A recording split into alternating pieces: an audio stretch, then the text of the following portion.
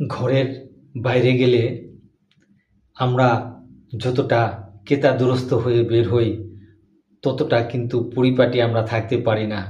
অনেক সময় বাতাসে অথবা ধুলাবালিতে অথবা বাইরের আবহাওয়ায় আমাদের চুল, চোখ, কান, শরীর অনেক সময় অপরিষ্কার হয়ে যায়।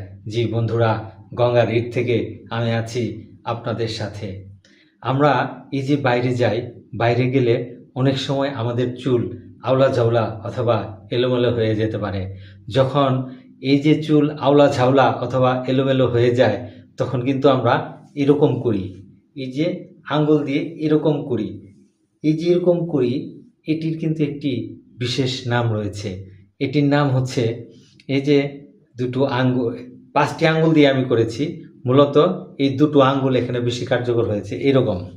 এরকম এই যে এরকম করি, এটির একটি নাম রয়েছে। এটির নাম হচ্ছে জার্মান চিরুনি। জি, মানবদেহের আঙ্গুলকে বলা হয় জার্মান চিরুনি।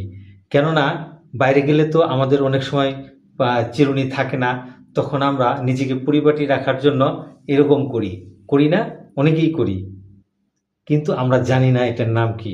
আমরা যে এরকম করি, এটার নাম হচ্ছে, এই যে এরকম করলাম, এটার নাম হচ্ছে জার্মান চিরুনি। ধন্যবাদ।